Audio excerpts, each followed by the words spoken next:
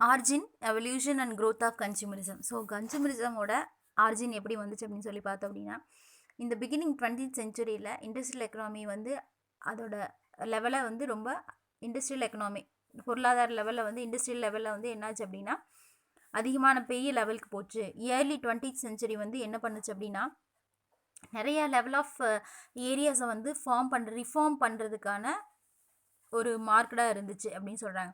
அட்வர்டைஸ்மெண்ட்டும் consumer consumption வந்து ரொம்ப அதிக அளவில் யூஸ் பண்ணப்பட்டுச்சு. ஏன் அப்படின்னா ரீசன் கேட்டால் அப்படின்னா இண்டஸ்ட்ரி அதே மாதிரி கன்சியூமரோட ரிஃபார்ம் சொசைட்டிஸ் வந்து என்ன பண்ணாங்க அப்படின்னா அதிக அளவில் ட்ரூத்ஃபுல்லான அட்வர்டைஸ்மெண்ட்டை வந்து வெளியே கொண்டு வர ஆரம்பித்தாங்க. அதே மாதிரி progressive women's movements and Henry Ford and his assembly line would become characteristic icon of the time. அந்த டைமில் வந்து அந்த விமென்ஸ் மூமெண்ட்ஸ், அதாவது பெண்கள் இயக்கம்னு சொல்லுவாங்க இல்லையா, அதுக்கப்புறம் வந்து ஹென்ரி ஃபோர்டு, இந்த மாதிரி சில அசம்பிளிஸ் வந்து என்ன பண்ணாங்க அப்படின்னா ஒரு கேரக்டரிஸ்டிக்ஸ் ஐகான்ஸாக உள்ளே வந்தாங்க.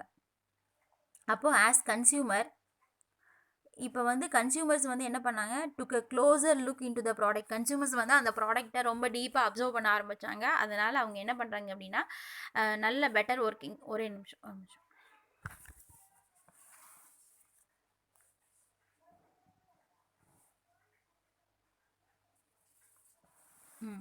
அப்போது அவங்களுக்கான பெட்டரான ஒர்க்கிங் கண்டிஷன்ஸ் வந்து கிடைக்கிறதுக்கு அவங்க லீட் பண்ணாங்க. ஸோ அமெரிக்கா வந்து என்ன பண்ணுச்சு அப்படின்னா hit a cross roads between industry and consumer satisfaction. America தான் வந்து கன்சூமர் சாட்டிஸ்ஃபேக்ஷனுக்கும் இண்டஸ்ட்ரீஸ்க்கு இடையில வந்து ஒரு கிராஸ் ரோடு வந்து உருவாக்குனாங்க. Industrial reform for consumer would be answerable to inconsistency that existent between product price and consumer satisfaction. இதுக்கப்புறம் தான் வந்து இண்டஸ்ட்ரியல் ரிஃபார்ம் அதிகமாச்சு.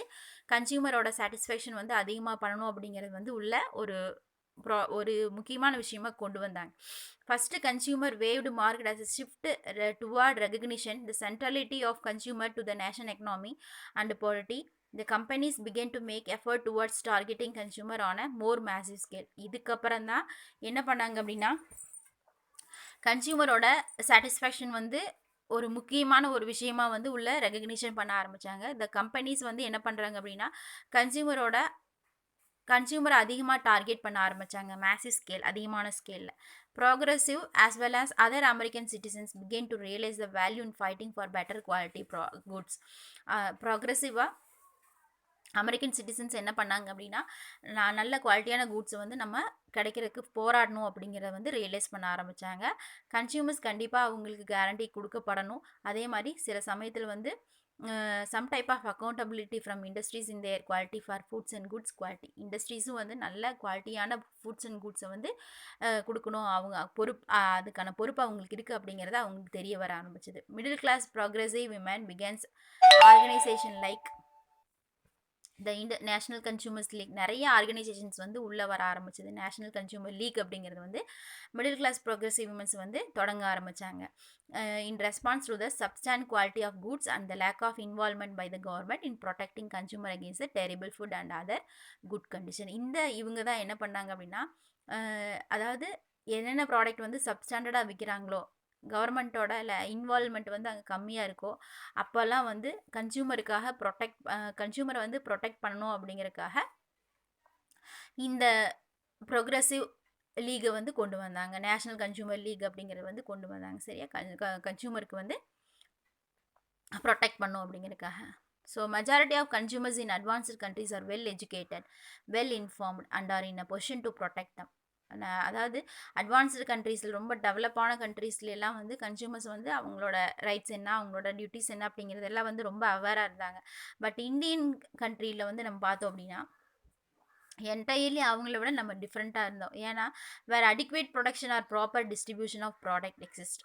Adequate production and proper distribution of product, அது வந்து அடிக்குவேட்டான ப்ரொடக்ஷனும் ப்ராப்பர் டிஸ்ட்ரிபியூஷனும் இருந்தது இல்லையா அவங்க கண்ட்ரியில். In India industries have not achieve the level of affluence of technology and existing market of product run in shortages.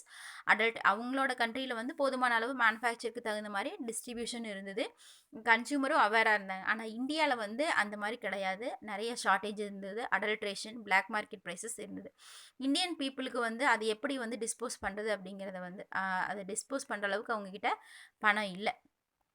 Profit அந்த பிஸ்னஸோட profit making motive என்ன செய்யுது, அது ஆட்டிடியூட் என்ன பண்ணுது அப்படின்னா, அவங்களோட சோஷியல் ரெஸ்பான்சிபிலிட்டியை வந்து டிஸ்சார்ஜ் பண்ணுறதுலேருந்து தவறிட்டாங்க.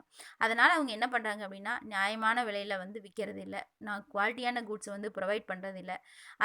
இதெல்லாம் தான் வந்து என்ன அப்படின்னா கன்சியூமரிசம் வந்து வெளியில் வர்றதுக்கு ஒரு காரணமாச்சு. ஓகே, அதாவது அவங்க அப்நார்மல் ப்ராஃபிட்லேருந்து நார்மல் ப்ராஃபிட்டை வந்து ஏர்ன் பண்ணணும் அப்படிங்கிறதுக்காக நியாயமான ப்ராடக்டை வந்து கொண்டு வரணும் அப்படிங்கிறதுக்காக தான் இந்த கன்சியூமரிசம் வந்து ஒரு அவுட்கமாக வந்துச்சு. ஓகே, அப்புறம் which is at the cost of consumer safety and health. However, it has been accepted and agreed that a consumer is a king in market, but in fact is not.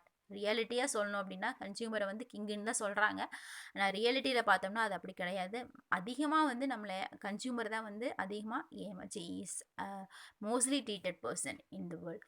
Majority of the Indian problem relating to consumers are adulteration, artificial scarcity and reasonable price. இதெல்லாமே வந்து Indian problems.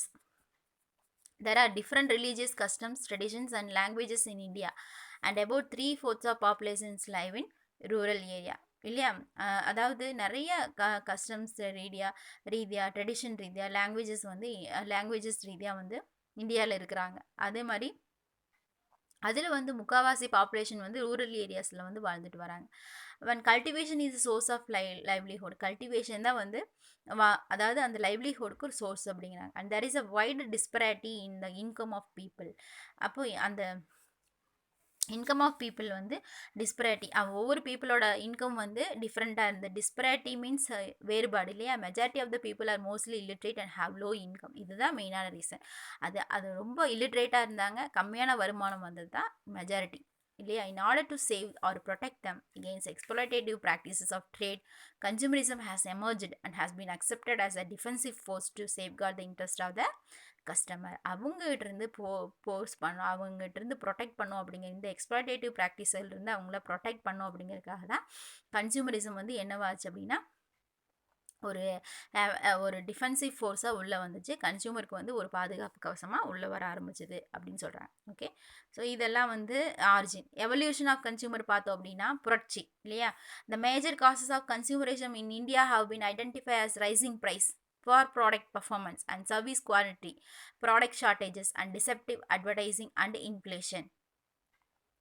கன்சூமரிசத்துக்கு அதிகமான காரணம் என்னென்னா அதிகமான ப்ரைஸ்க்கு விற்கிறது, புவரான product performance, quality இல்லாத service quality வந்து ரொம்ப கம்மியாக இருக்கிறது, அதே மாதிரி ப்ராடக்ட்டை வந்து ஷார்ட்டேஜ் ஆகிறது, டிசெப்டிவ் அட்வர்டைஸிங் ஏமாத்து வேலை பண்ணுறது, அதுக்கப்புறம் வந்து இன்ஃப்ளேஷன் வந்து பணவீக்க காலத்தில் இல்லையா. அந்த மாதிரி பணத்தை வந்து இன்ஃப்ளேஷன் அப்படிங்கிறது உங்களுக்கு தெரியும். அப்போது government has been very responsive to the consumer needs through legislative action. Government வந்து இந்த மாதிரி ஒரு சமயத்தில் வந்து ரொம்ப ரெஸ்பான்சிவாக இருக்கணும். கன்சியூமர் நீட்ஸை வந்து லெஜிஸ்லேட்டிவ் ஆக்ஷன்ஸ் மூலமாக, சட்ட ரீதியான செயல்பாடுகள் மூலமாக இதிலிருந்து ரொம்ப ரெஸ்பான்சிவாக இருக்கணும். Economic discontent has been generated out of spiralling inflation. Economic discontent என்னாச்சு அப்படின்னா ஸ்பைரலிங் இன்ஃப்ளேஷன், அதிகமான பணவீக்கத்தால் சுருள ஆரம்பிச்சுது அப்படின்னு சொல்கிறேன். அதனால் கன்சியூமர் வந்து என்ன ஆகணும் அப்படின்னா அவங்க வந்து ஸ்டாண்டப் ஆகணும். எதுக்கு அப்படின்னா அவங்களோட ரைட்ஸை வந்து இன்னும் புஷ்அப் பண்ணி காமிக்கணும் அப்படிங்கிறதுக்காக. இதனால் நிறைய எஃபெக்டிவ் ஆர்கனைசேஷனை வந்து கொண்டு வரணும். எதுக்கு அப்படின்னா ரெட்ரஸ் த கிரீவன்சஸ், அவங்களோட புகார்களை வந்து நிவர்த்தி செய்யறதுக்கு ஒரு ஆர்கனைசேஷனை ஸ்டார்ட் பண்ணும் அப்படிங்கிறதுக்காக ஒரு ஆர்கனைசேஷன் தேவைப்பட்டுச்சு. அதனால தான் the word consumerism came into existence in the year 1960. 1960 தான் வந்து இந்த கன்சூமரிசம்ங்கிற வேர்டு வந்து உள்ளே வந்துச்சு. நெக்ஸ்ட் பார்த்தோம் அப்படின்னா growth ஆஃப் கன்சூமரிசம். அதாவது கன்சூமரிசம் அப்படிங்கிறது வந்து consumer movement is an outcome of sufferings and exploitation of consumers இல்லையா. it tend to shield the consumers from commercial terrorism and exploitative practices. அதாவது கமர்ஷியல் டெரரிசம்லேருந்து எக்ஸ்ப்ளாய்டேட்டிவ் ப்ராக்டிஸிலிருந்து கன்சூமருக்கான ஒரு ஷீல்டாக இருக்கணும் அப்படிங்கிறதுக்காக கொண்டு வந்தது தான்.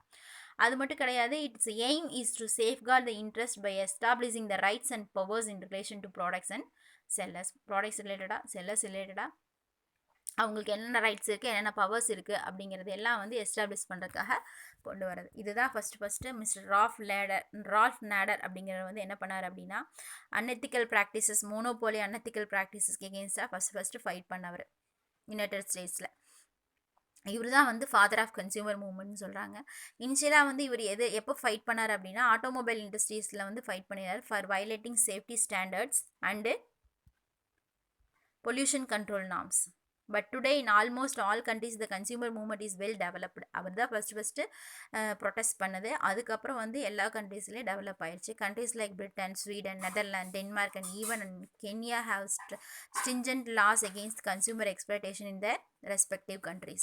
The United Nations General Assembly has adopted a set of general guidance for consumer protection. United Nationsல கூட consumer protection வந்து protect பண்ணோம் அப்படிங்கிறதுக்காக ஜென்ரல் அசம்பிளிலே கூட என்ன பண்ணிக்கிறாங்க, அவங்களுக்கு கைடன்ஸ் வந்து செட் பண்ணிக்கிறாங்க. ஸோ இதெல்லாமே வந்து கன்சியூமரோட க்ரோத் அண்டு எவல்யூஷன், அதே மாதிரி அதோட ஆரிஜின். ஓகே.